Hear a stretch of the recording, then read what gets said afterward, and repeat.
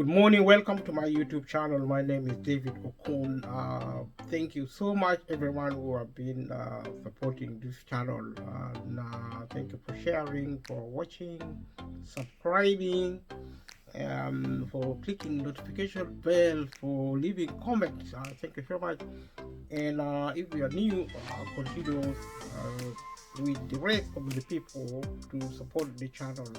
Thank you so much. Today we'll be talking about universal credit. If you watch the rest of the video, you know we will find out what universal credit is. And it is a type of money given in the United Kingdom to people who need help. And so you also, among other things, you get with universal credit something called the housing element. So you kind of like when you are trying to apply for universal credit, this is a continuation of the video, and you actually give evidence to the Department of Work and Pension in the United Kingdom. And things like landlord, your landlord is detailed. Landlord is somebody who own a property you live in, and if you rent a property that you have a landlord, somebody you pay rent to, somebody who own actually the property you live in, you are renting from them. They are called landlords. So when you are going to the Department of Work and Pension to claim universal credit, you take the details of your landlord to them, and the Department of Work and Pension is going to ask you the details of your landlord. And also if you get rent from if you're renting, sometimes you rent from the council or housing association. Council is actually the government, local government, and housing association are actually private charities which are responsible for providing social housing. Social housing is a type of public housing. We have discussed this previously. If you are actually interested to know more, leave a comment below. Then I'll probably specifically repeat it in one of the videos to know the individual who are still interested to know this thing, because we have been talking about it in different videos. And thank you so much for your participation. And normally if you rent from the council or housing association, in this information might appear automatically with the Department of Work and Pension, because naturally I would have thought administratively the Department of Work and Pension, being a government department, should have been able to share information with the local authorities, which is also a government. But in practice, I think there is some form of bureaucracy where you are responsible for your claim and you're also responsible for giving evidence. And if you don't have, you normally don't have to put your landlord's email address. If you put in their address and phone number, this is some of the conditions of evidence, providing evidence. Because if you are claiming benefit, which is money given to people who need help, especially in light with the cost of living, especially cost of living prices, then you get this type of money. If you work, if you don't work, if you are sick, if you are caring for somebody else, if you pay rent. There is also something called council tax support, which is not part of universal credit, but it is a type of tax the government levy on the people of Britain. If you live in a property, then you pay this taxation. Whether you work or not, you are actually liable to pay council tax if you live in a property in the United Kingdom. Not all properties are actually liable, but if to check liability, you need to go online at gov.uk, which is actually a government website, which website are actually repeatedly mentioned in this series. And watch the rest of the video, or just go online, type United Kingdom government website, and it will bring you gov.uk. You can get information on your mobile phone or anything. I would say it's so easy, but relatively easy. And I always say to people that we are increasingly becoming a society where, as individuals, we need to take responsibility for our lives.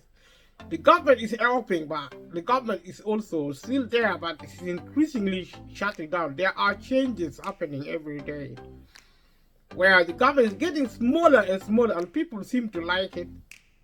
Or if you don't like it, or you like, leave a comment below and let me know if you want a smaller or a bigger government, or if you know what a small government or a big government is. Leave a comment below and let me know. And the government policy, they have argued, government wastes money. So you will need to kind of shut some of them, because to achieve a small government, you need to shut it down significantly. The more you shut the government down, the less government you're going to have, and therefore the less waste you're going to have. If that argument is valid, then everybody would really want to support a smaller government. All the bureaucracy, imagine you go with your money in your pocket in the supermarket, you buy food. If you go to food bank, you need to go through a lot of trouble to get some food. I don't even know if the quality of food at food bank is really recommendable. But it's human food. People eat it. People donate these foods. I don't know how exactly they get food from the food bank. You need to get food voucher and also fuel voucher for getting fuel. In relation to the cost of living crisis, it's a way of supporting household in terms of the cost of living crisis, which is what information you can get online. As I said, you can get it particularly on your local authorities, also known as council's website, but also other information, gov.uk, citizen advice. Citizen advice, I mention it consistently, is the biggest advice service in the United Kingdom. So it's extremely important in terms of size and also reputation, because it's the leading project on mainly they give legal advice on within the social policy sector, things like employment, housing, benefit, consumer issues, things like health, family, the law or access to justice, things like legal aid, legal things like that, debt, and money. These are very useful. You can go online and visit a public website of citizen advice. You can also go on gov.uk or Shelter or some other debt advisors in the United Kingdom. You can go actually and get help from these organizations, and they are there. It is getting harder and harder to get them because of limited resources. Limited resources are rising because governments are no longer giving unlimited money to anyone. And there is a privatization, which I talked about also, and my view is that the private company, because of the private sector, because of privatization, is getting bigger and bigger. Big corporations are actually the ones now running the country, the economy, because of the efficiency. They are more efficient than the public sector. Public sector are actually said to be wasters of money. The National Health Service, education, public transport, all these are now being given to private sector. They are the health sector, the benefit system. I don't know who they're going to sell benefit system to, but now there are water company which are now private corporation. Corporation means big businesses, multi-million or multi-billion, sometimes even multi-trillion businesses. They're called corporation. Product of investment or entrepreneurship or shareholding by people who are actually multi-millionaires and multi-billionaires, who are super rich. They are the ones who own these big businesses. Now, most energy company and most water company and also food company, actually, like supermarket in the United Kingdom, Tesco, Sainsbury's, these organizations are actually called big corporations, and they are actually private, and they are operating what you might call corporate governance, which is a form of private government, if you want to look at it like that. They have their private security arrangements, CCTV, human security, and all sort of computer security. Artificial intelligence are now being introduced. If you go to supermarket, for example, you will find that you are, as a customer, you are now even a cashier, you're doing self-service.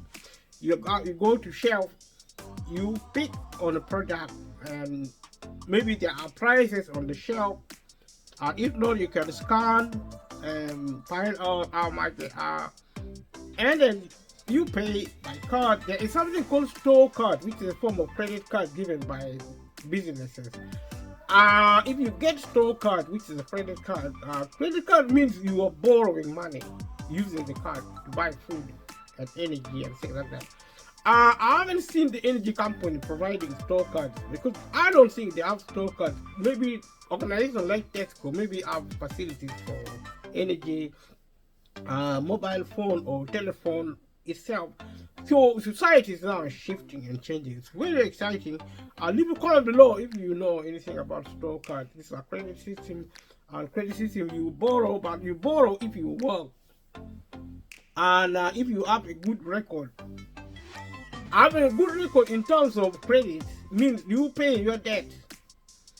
If you don't pay your debt, then you have a bad record. You might not be able to get credit.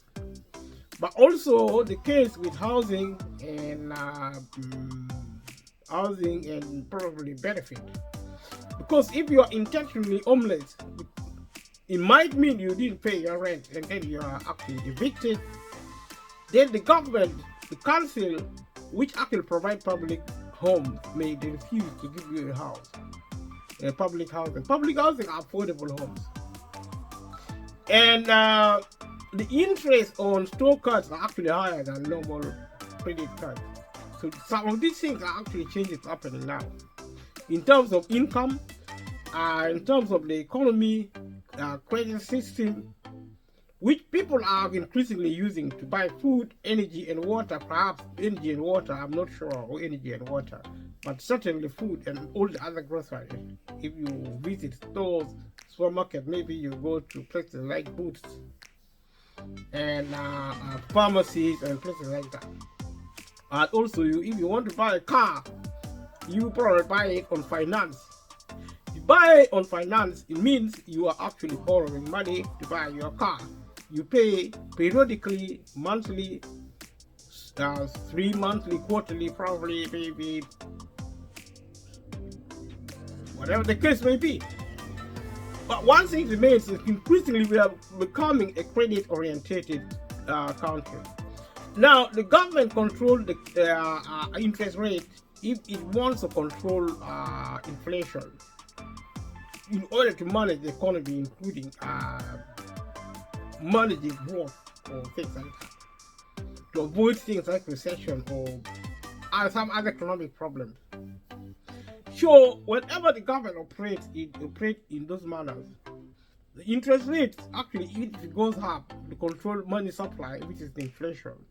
It means borrowing becomes more expensive, but with borrowing becoming increasingly the case, with interest rate also being volatile within the economic arrangement, buying and selling, especially buying as a consumer, is going to be more and more costly.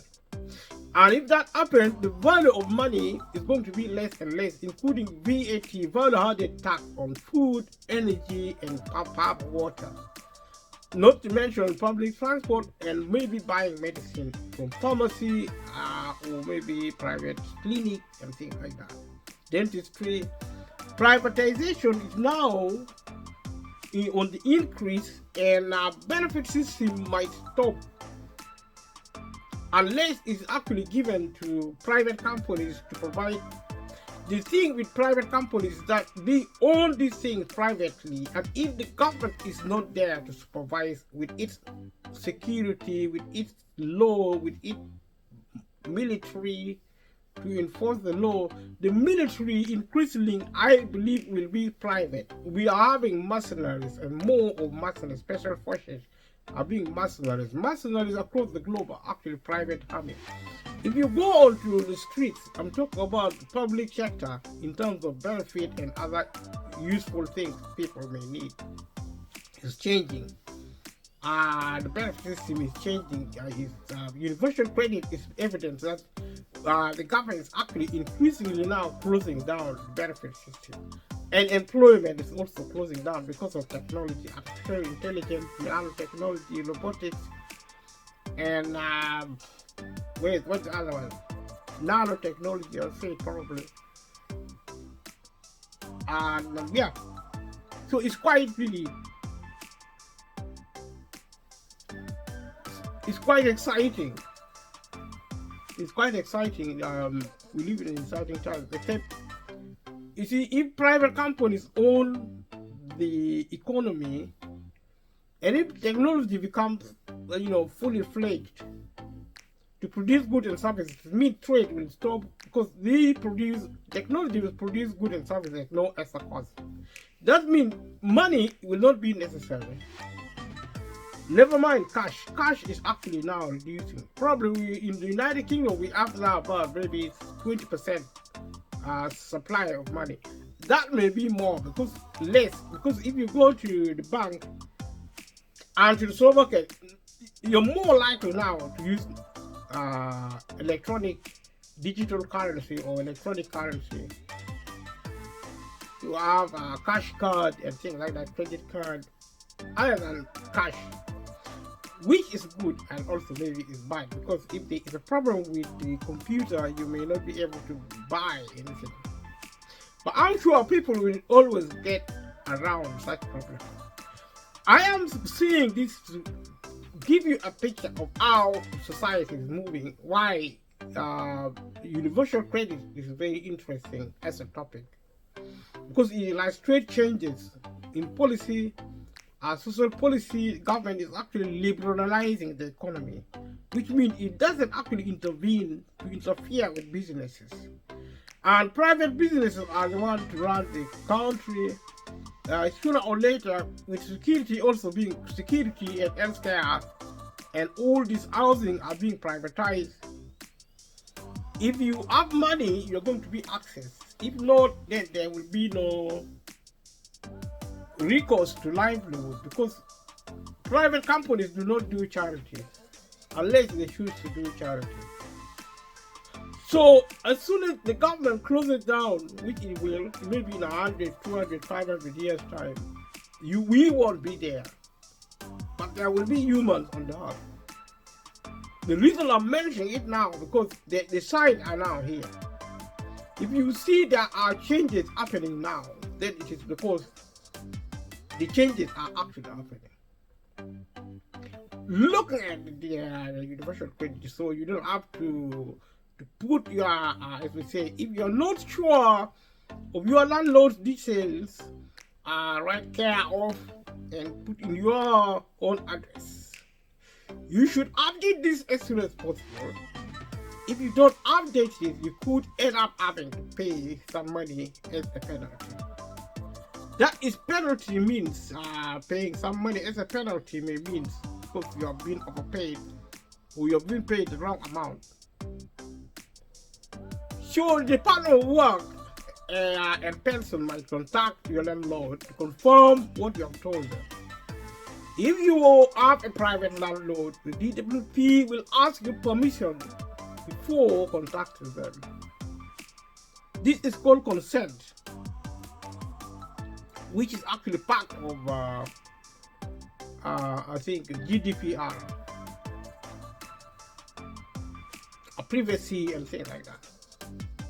There is something called council tax, which is a form of tax if you live in a house.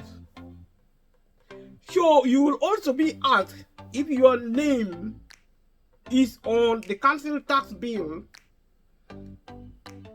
If you have applied for council tax reduction, if you mention that you already get council tax reduction, or you're planning to apply, the Department of Work and Pension can let your credit council know that you are applying for universal credit.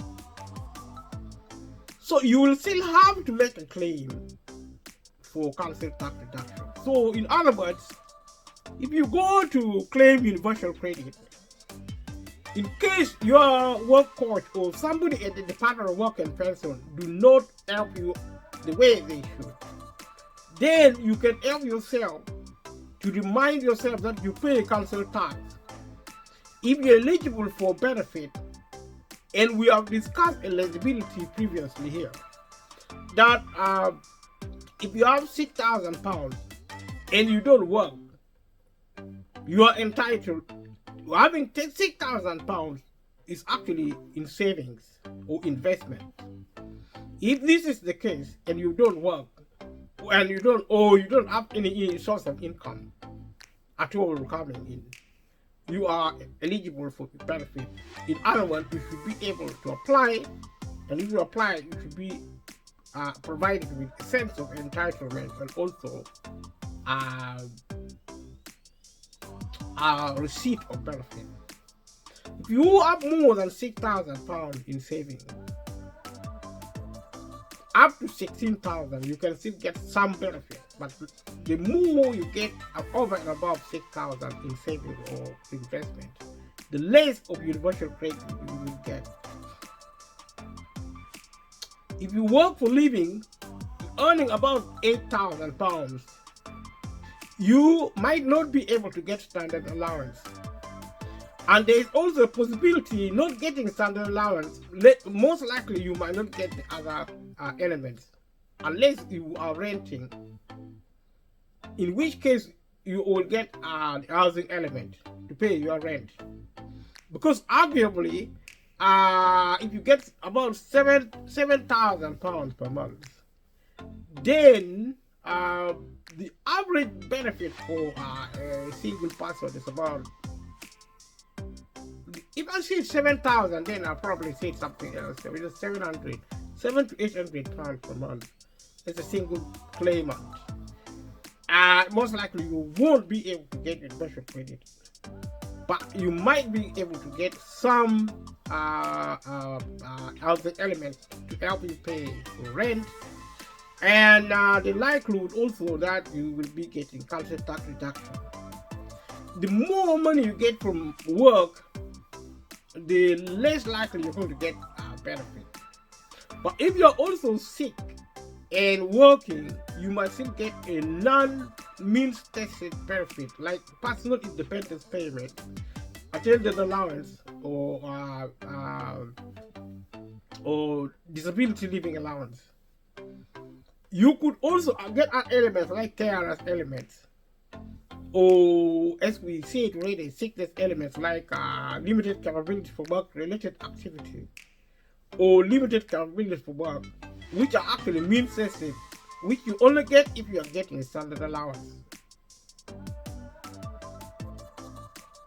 That is if I'm entirely correct. Because you see, the standard allowance is most likely to be a passport benefit for your sickness benefit, which is limited capability for work related activity or limited capability for work. As it is, limited capability for work related activity means you're very sick. You don't need to look for work, or actually, you don't need also to work. You don't need to prepare for work. You get that benefit as a sick person, often including standard allowance, subject to the level of your saving or income, like I mentioned before.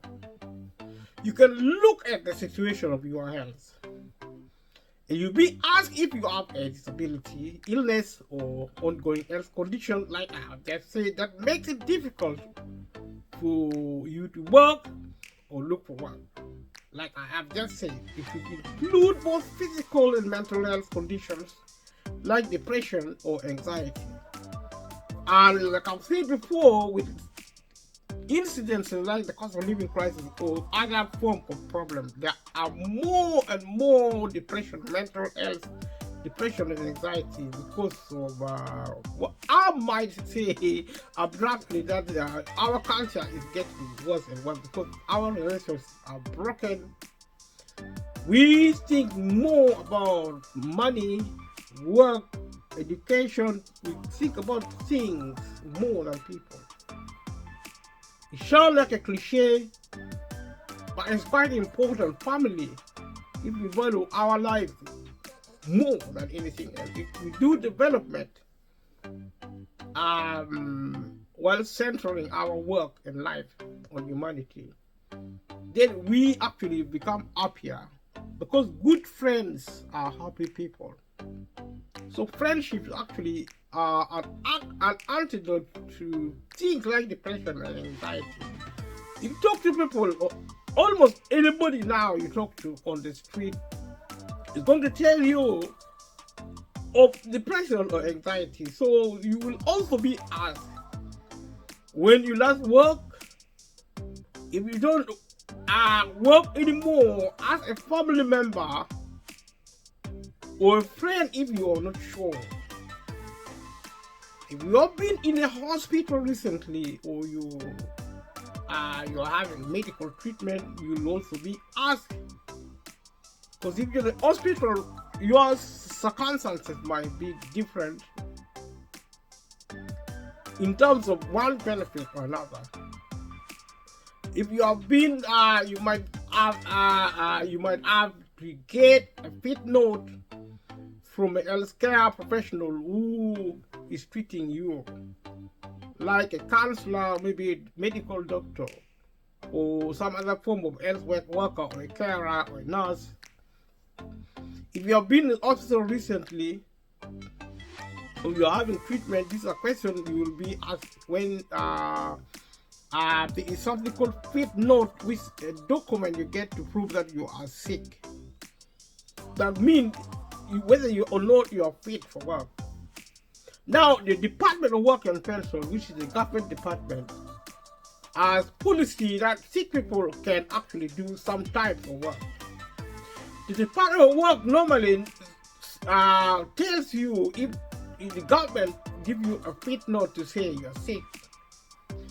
The Department of Work and Pension, if you're trying to claim benefit for sickness, they are going to put you through sickness health assessment process, and more likely than not that these health assessors will refuse to recommend you for benefit. They will say you will fail. Most people actually fail the assessment with the result that the Department of Work and Pension make decisions based on health assessment, which are actually the DWP based. To actually say, yes, we know you're sick, but we think you can do some type of work. It's a discretionary decision, which you can challenge mandatorily and also appeal if needed. Normally, in practice, when the Department of Work and Pension rejects your application for benefit and saying that you are able to do some type of work, you do a mandatory reconciliation, the chances are they're going to refuse again. Sometimes they will agree, but most likely up to 50% or even more of the cases rejected by the DWP will succeed if you go to the court or tribunal to do appeal on these cases.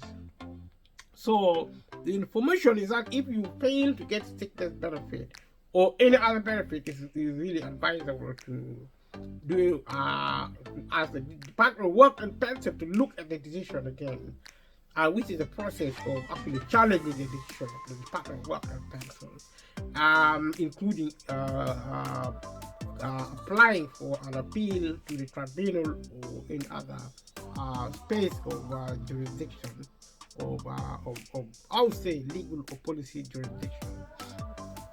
So you need to provide a fit note if you are ill for more than 7 days, and if you have a long term health condition, also you have to do the same, provide a fit note. And if you can't get a fit note that confirms your condition, you will need to remove the condition from your universal credit account. So you have to provide that you are actually sick or disabled or anything which actually prevents you from work or looking for work or doing work-related activity.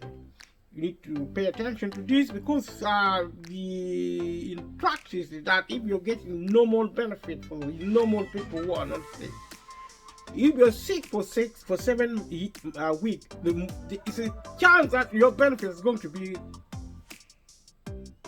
cut, it's going to be stopped, because you are not available for work, which means you need evidence to apply for a different benefit, which is a sickness equivalence of universal credit. Because you don't get universal credit in the normal way, you get a standard allowance anyway as a sick person, but you get more It's a sick person, which is actually limited capability for work. It's an equal element to get in addition to the standard allowance. So if you want more benefit, you try and be sick. But if you ask me, it's not worth it. I don't know how people can ask for sickness, because even if you are sick, the benefit is not going to get you out of poverty. If you watch the rest of the video, I have actually said it there that the government should change the objective for benefit from helping people in a basic sense to actually getting people on benefit out of poverty, and also to make sure small and medium businesses are supported, which are private businesses being supported by the government, to provide a higher level of national working or living allowance, or rather living wage as it is. Because the level now is about £10 per hour. I would say £30 per hour will get British people out of poverty if they work for a living, especially if they work full time. The same equivalent should be paid in benefit, because the state of the economy is such that there is going to be less and less work because of flexible working. The law of employment should also be reformed such that anybody starting work should have the right and fair dismissal immediately, because so employers now employees employee for a few weeks. I mean, within probation, they get rid of employee. I'm not saying all the employers are like that, but if you give power to a private business, even I will do that, because I mean, my purpose as a private entrepreneur or a small and medium business or self-employed. My aim is to maximize profit, because I create business to make money. Businesses are actually money makers.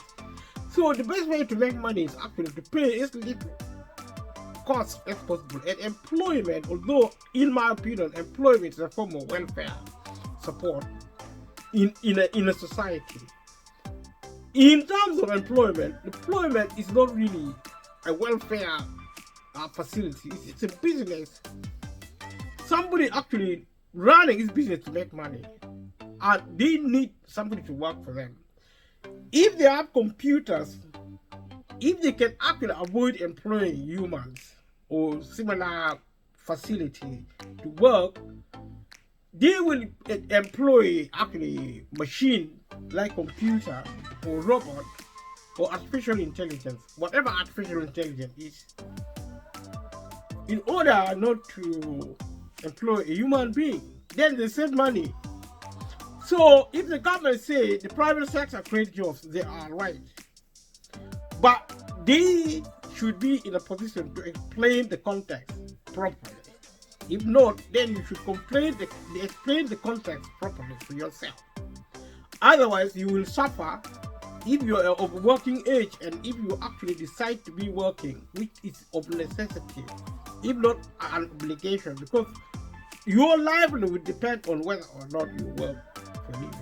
So work is very fundamental. It's the same with healthcare, water, energy, food.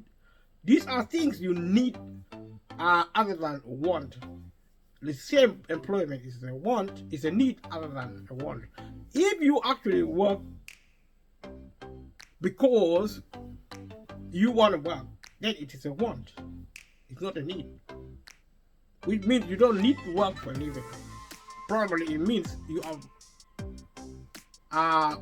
bought your home outright, which means you're not in credit, you're not on a mortgage. You're living in a home, and then you have enough money to pay the bills. Maybe you have investments because you have a bit of money. You maybe have a few property. You landlord, you get rent, so you don't have to work for a living. When your money works for you. These are actually ideal situations, in my opinion. People who may not be necessarily rich, but not in poverty, and not in any form of threat of being destitute. So we have discussed it elsewhere. We will continue to polish the discussion going forward. So keep an eye on this video and tell a friend to tell a friend to tell a friend to support this channel, because we are actually preparing to do some exciting things with this channel. Thank you so much for people who have been helping and people who have been participating in this place, and I'm so grateful for YouTube, and I'm grateful to supporters, to my fans, people who have subscribed, people who are actually engaged with me. We are making progress, and we may not be the biggest or even big at all, but it's a matter of time. We are making progress, and I'm so excited. Thank you so much. So I'll go back to look at certain elements of our discussion. We'll talk about fit note, and if you can't get a fit note that confirms your condition, you need to remove the condition from your universal credit, which means the Department of Work and Pension is going to treat you as if you are not sick. That is what they're talking about. Because you can't get better, you're not able to get evidence to prove that you're sick from the doctor, from the medical doctor. But even if you get evidence, it doesn't mean you're going to get benefit, because you have to do health assessment. Health assessments are done by the Department of Work and Pension, by administrators, people who do not have, they are not actually doctors, they are not clinicians, but they have been trained to do health assessments as part of claiming universal credit, or also known as the sickness element.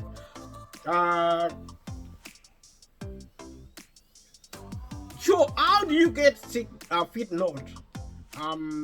You get it from the doctor, you can get it from a pharmacy, you can get fit note from the following healthcare professionals: from your GP, which is a family doctor or a doctor at a hospital. If you don't cannot access your GP, go to your hospital. You can get it from a registered nurse, from a pharmacist. You can get it from an occupational therapist or a physiotherapist. You can get it from those people, but most likely those are the people, apart from pharmacists, those are people who have been working with you as health workers to provide evidence. So your fit note will be either printed or digital. You can print it, or you can get digital. Digital maybe is on your phone or something like that, or tablet or computer.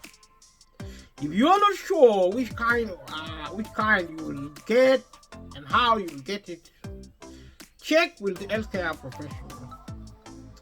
If you get a printed fit note, and check that the healthcare professional has signed it, get a signature. Talk about evidence to prove whether or not you're sick to the Department of Work and Pension for purposes of universal credit, which is a benefit, which is money for those who need it. So if you get a digital fit note, check that it includes the healthcare professional's name, nurse or somebody. If the healthcare professional hasn't either signed your fit note or included their name, it could be rejected by the Department of Work and Pension, and you might have to get a new one.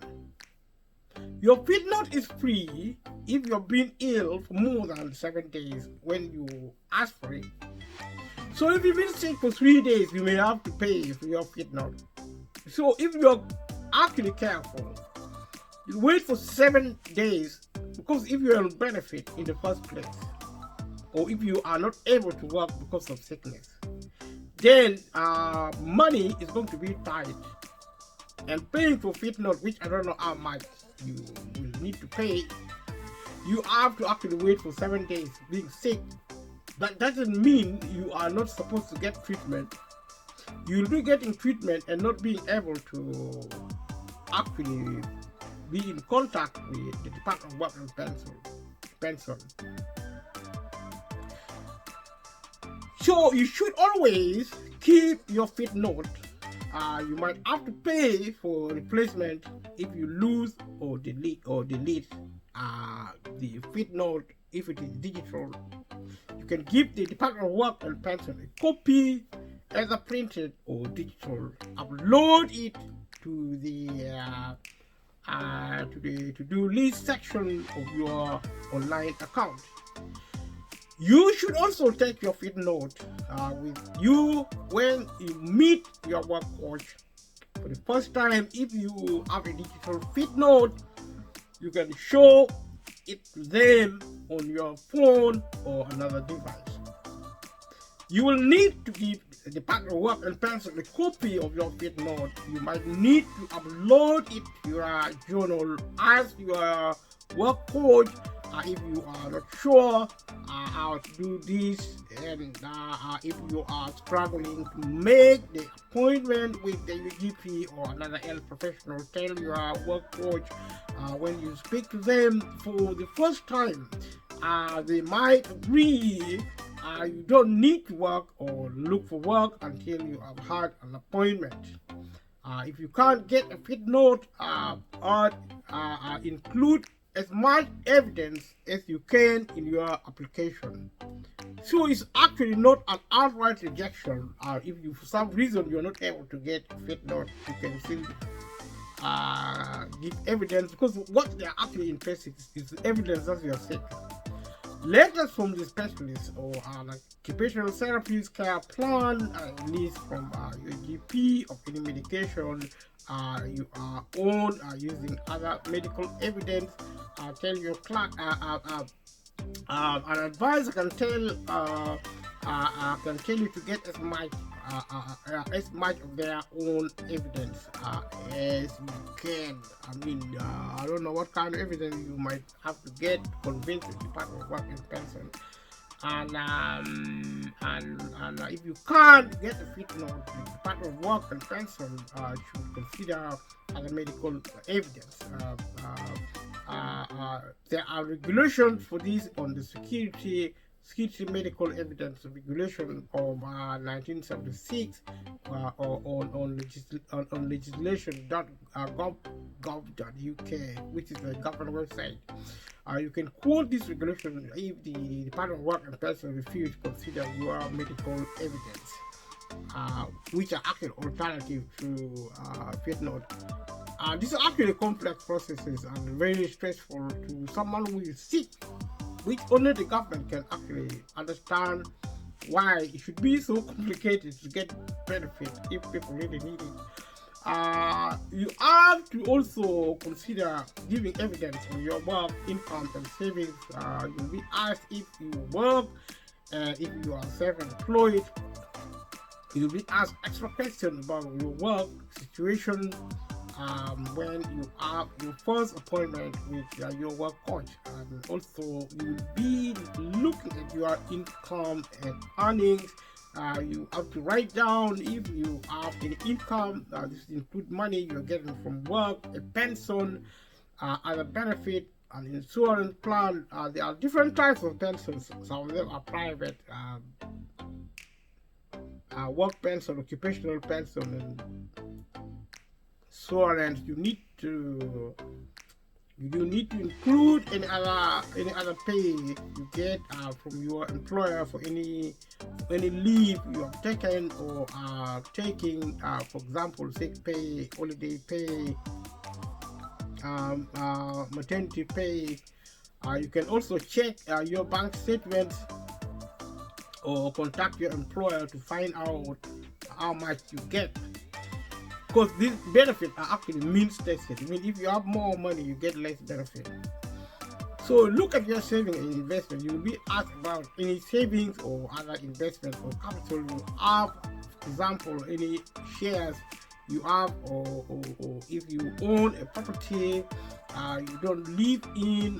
This could also include any large one-off payments you have received, like redundancy pay.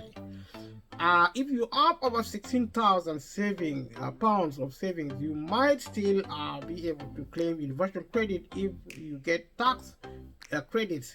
You will need to have had a letter from the Department of Work and Pension telling you to move universal credit by a certain date. Check who is eligible for universal credit. And you have more details on your savings and capital, and find out which savings capital affect your universal credit. look at childcare costs. You can claim up to 85% of your childcare costs if you are working, and that is probably child element of universal credit. If you have worked in the last 2 months, are going to start working the next 2 months, you can only claim childcare costs that you have already paid. You won't get any money for future costs. So your childcare provider also, you need to mention details of your provider, and also details of costs. This should include their address and phone number, their registration number. These are carers for your children, how much you paid, and when, which dates the payment covered, which child or children this provider looks after. So you pay first and then make a claim, which is if you comment below what you think, if that is really good or not. Which dates the payment cover, which child or children this provider looks after. You will need to provide evidence such as receipts. Evidence must say paid and be on edit paper. This is paper that has the person's or organization's name at the top. These are some of the details providing evidence. The specifics is you can upload evidence on how much you're paid into your account. This can be a photo, scan, or screenshot of your paid invoice. You can also take it to your job center appointment. The point is, if you don't really provide evidence, then most likely you're not going to get any benefit at all, even if you need benefit. So if you don't give proof, then you won't get any money towards your childcare costs. That's what, like I said. Contact your childcare provider if you need any documents. After you complete your to-do list, you will need to agree that all the information you have given is correct. You will need to tick yes for each different section. This is all part of your declaration. If you click no, you will be able to update the information before you submit your claim. Check through what you have written and make sure all the details are correct. If your situation changes, you should update the information on your account as soon as you can. Your universal credit might be stopped or reduced if your details aren't correct. You might need to answer extra questions after you have submitted your claim depending on your situation. For example, if you have a health condition and you haven't got a fit note from your doctor yet, you will need to put it in your details, in the details once you have it.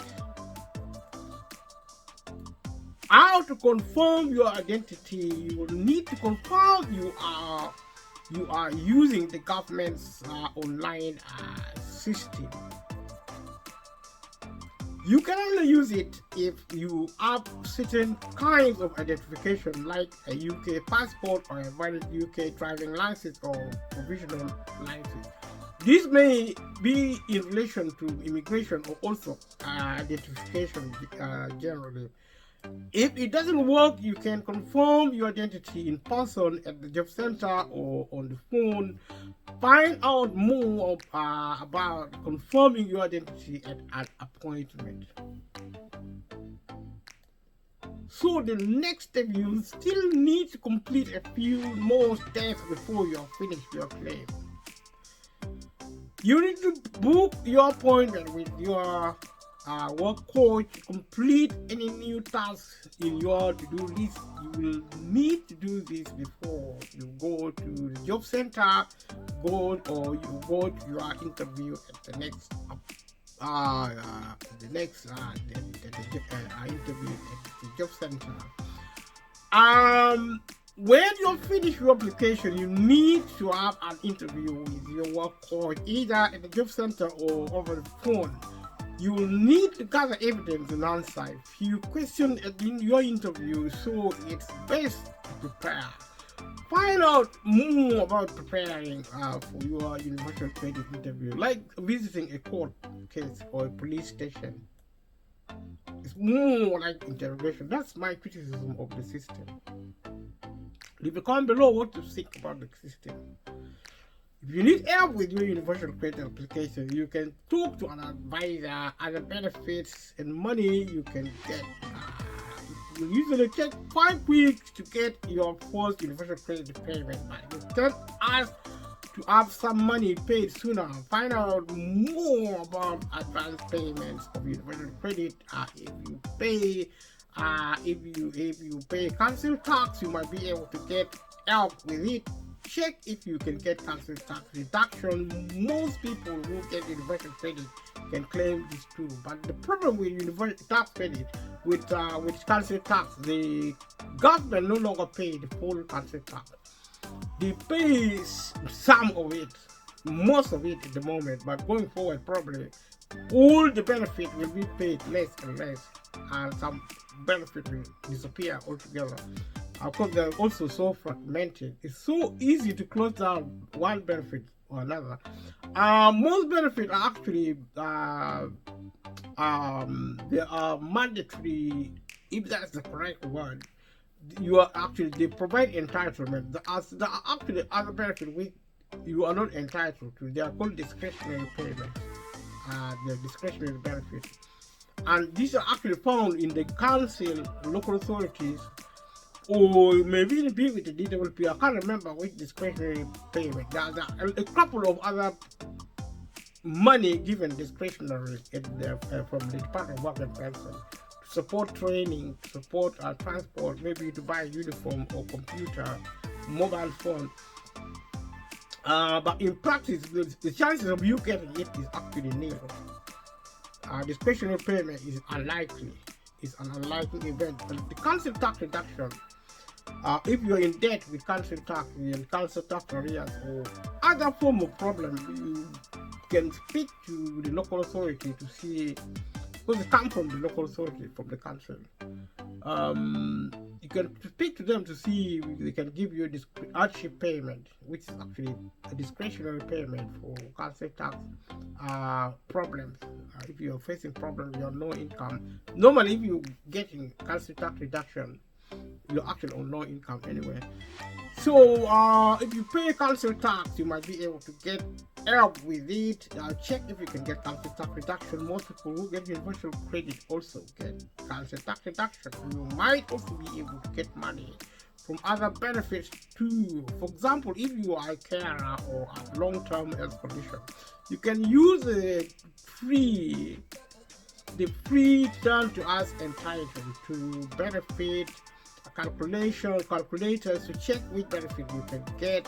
You need to be a British or Irish citizen to use the calculator. Maybe not, because if you're actually a resident, even if you're not a citizen, I think you can be able to, because you can claim benefit, which means because if you have indefinite leave to remain, you are not really necessarily British. Maybe just a matter of technicality, but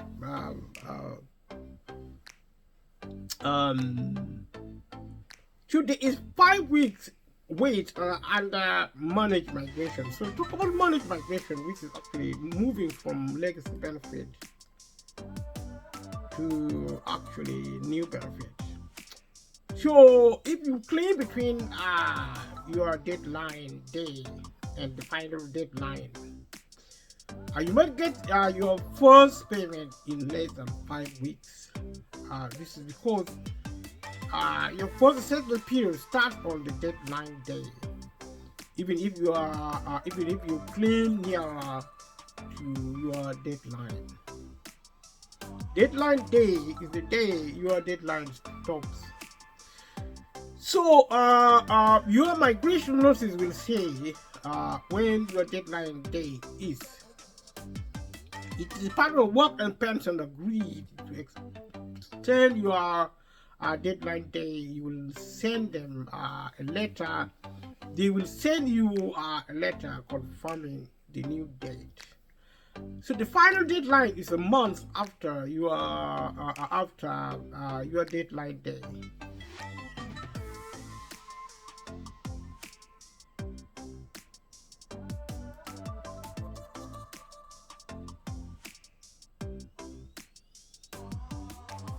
So if you have a final deadline, that means that you are 1 month late because you have passed the deadline by 1 month. That's what the final deadline means. You have to request the Department of Work and Pension to extend the deadline, and then after the final deadline, which is actually 1 month after the deadline day, then that is what happens. Whatever happens will happen, because sometimes you lose your benefit if you can't explain to the Department of Work and Pension why you are late in moving from universal from legacy benefit to universal credit. Because you see, if you are on legacy benefit, instead of the Department of Work and Pension moving you to universal credit, they will give you a notice. You have to claim universal credit. It's a new benefit. Because if you don't claim it, you're not going to get any benefit. The legacy benefit is going to stop almost immediately when they give you a notice. So you can talk about the yearly to-do list review. If you have been in the intensive work, search, or light touch regime for 12 continuous assessment periods, the Department of Work will ask you to declare your circumstances again. This is called a review.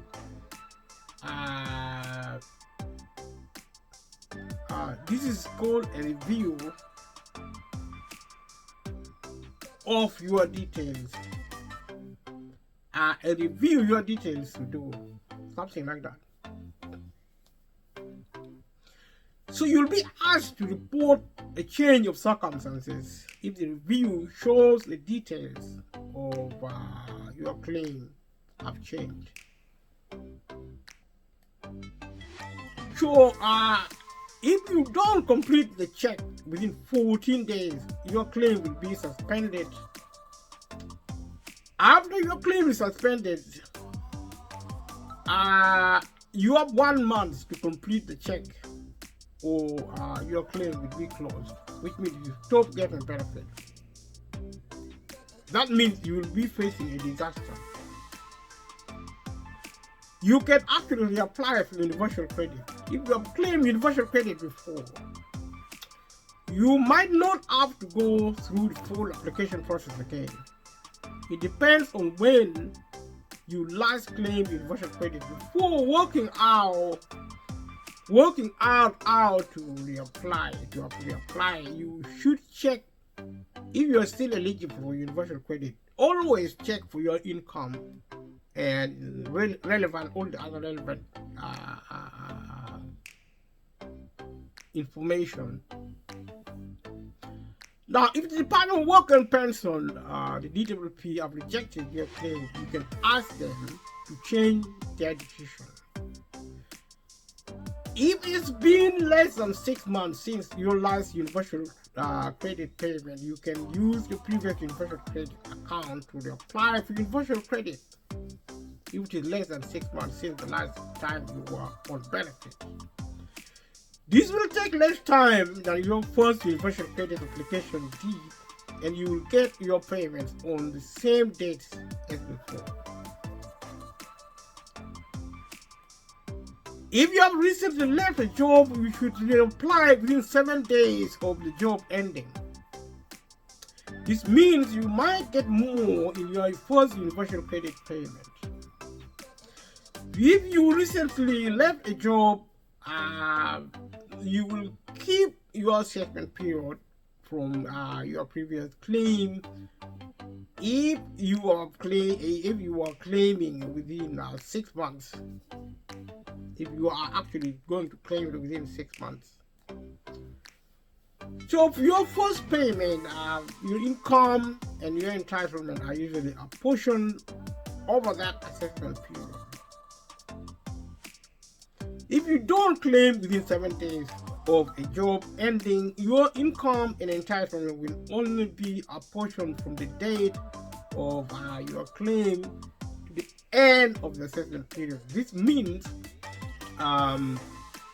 if you claim quickly, you can maximize your entitlement by getting universal credit for some of the time before you make your new claim. The 7 days can be extended if you add a good reason for the delay. For example, if you were too ill.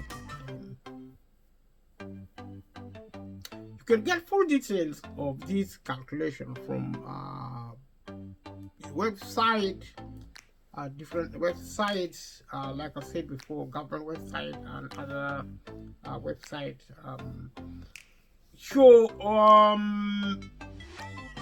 We are actually going to stop this video here. Thank you so much for watching, and we'll see you in the next one. Subscribe if you haven't subscribed, share with family and friends, leave a comment, click like, click notification bell. Thank you so much. See you in the next one. Bye bye.